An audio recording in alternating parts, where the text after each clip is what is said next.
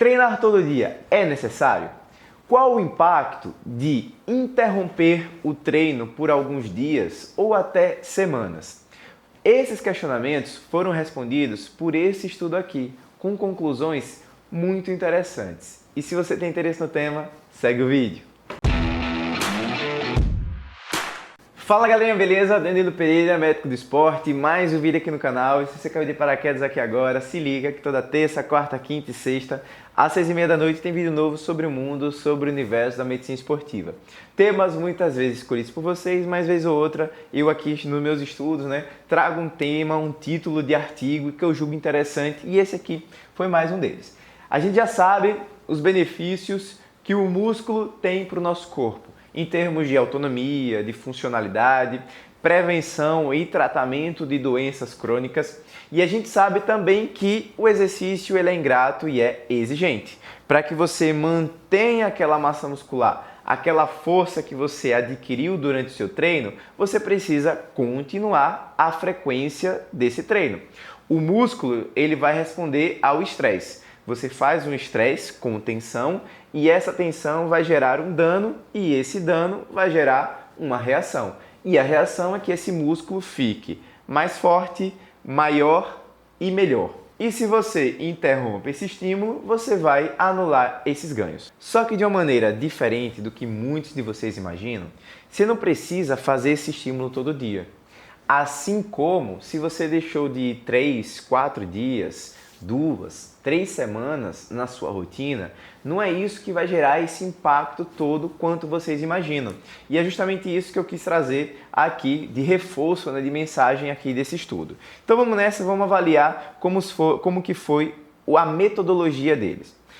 Então 55 homens foram analisados de 18 a 40 anos. Nenhum deles tinham doenças que pudessem atrapalhar esse processo de ganho de massa muscular. Eles não faziam uso de nenhuma suplementação, sem um histórico prévio de rotina regular de exercício. Ou seja, eram indivíduos destreinados, indivíduos que estavam ali saindo desse processo de sedentarismo para, por que não, estimular uma mudança de hábitos, uma mudança de estilo de vida. E que eles pudessem, assim, não só ser objeto de estudo, mas também, poxa, já que eu fiz isso e eu tive essa melhoria, por que não continuar? E aí vamos lá, o que é que ele descreveu como sem histórico prévio de uma rotina regular?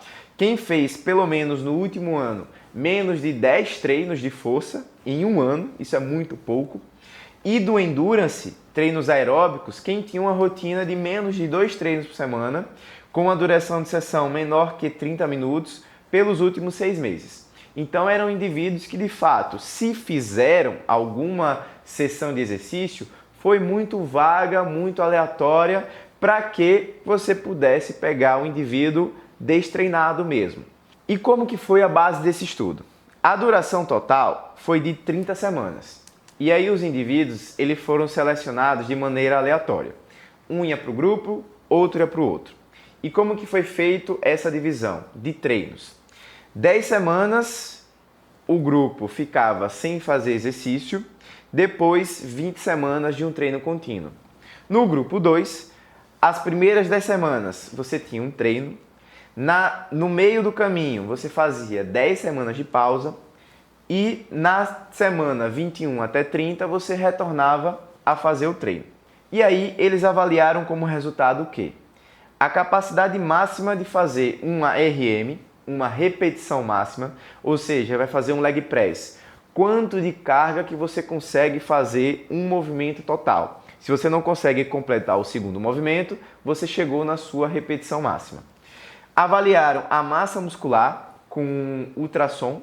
E por que ter essa necessidade de avaliação por ultrassom da sua composição corporal? Porque acaba sendo um dado objetivo de você traçar o quanto de espessura de músculo que foi avaliado, para que você consiga gerar esse número de maneira mais objetiva. Bioimpedância pode ter erros de aferição e o padrão ouro a gente chama de um exame chamado de dexametria. Mas isso é assunto para outro vídeo. E avaliaram também a capacidade de salto.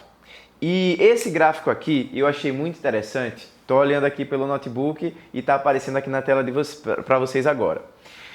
o nível de força e massa muscular pelo tempo na duração das 30 semanas totais. Então vamos lá. O grupo vermelho foi aquele grupo que passou as 10 semanas treinando, depois 10 semanas destreinados e voltaram a treinar por 10 semanas. O que é que isso aqui está mostrando? Que você vai ter o ganho de força, o ganho de massa durante o tempo, durante a evolução.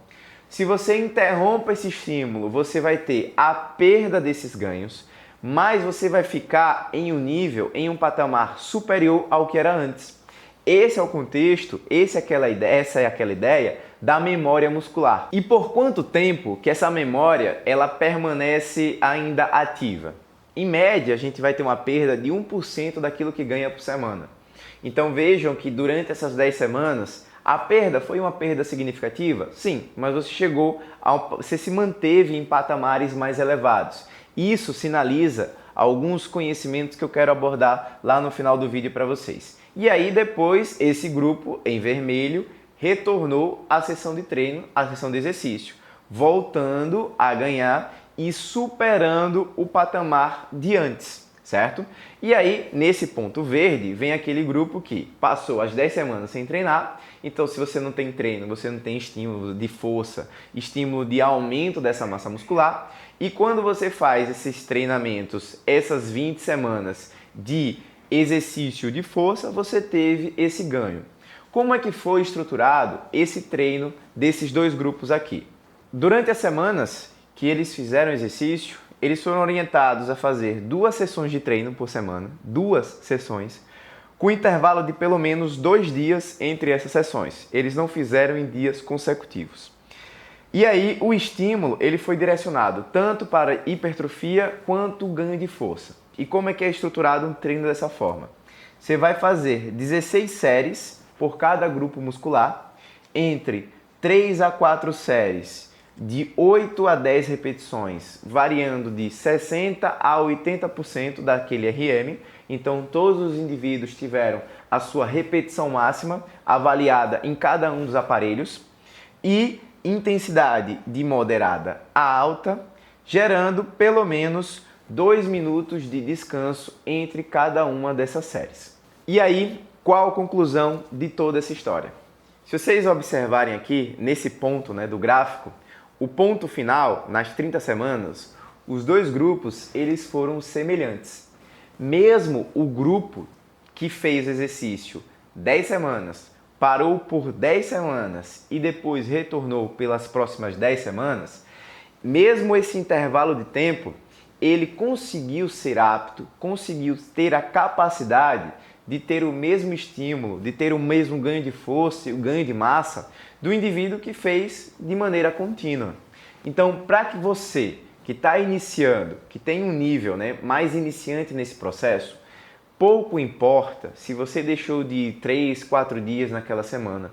O que vocês precisam começar a observar é o longo prazo, que aí essa adaptação, ela mantida, sustentada, você relembrando ali o seu músculo de que você está fazendo estresse, está fazendo essa tensão, você vai continuar tendo os ganhos, gerando essa adaptação, porque existe esse contexto de memória muscular. Obviamente, isso não vai durar pela eternidade. Como eu falei, em média 1% por semana. E aí, para a gente concluir essa história, treinar todo dia é necessário? Não. Inclusive, esse pode ser um ponto que está mais limitando a sua evolução do que ajudando esse processo. Você precisa começar a enxergar a longo prazo. Qual o impacto que 1 semana, 2 semanas de destreino tem ao longo dessa adaptação? É muito menor daquilo que você imagina. E se você chegou até aqui agora nesse vídeo, não esquece. Deixe o seu like, tem alguma dúvida, comentário, sugestão sobre esse ou novos temas? Joga aqui, vamos ter esse bate-papo. Não esquece de fazer a inscrição, ativa o sininho para não perder nenhum vídeo. Se você é uma pessoa mais curiosa, quer apoiar o meu trabalho aqui no YouTube, se torna membro do canal com acesso a benefícios exclusivos, com mais detalhes no Guia da Comunidade. E vamos para o próximo.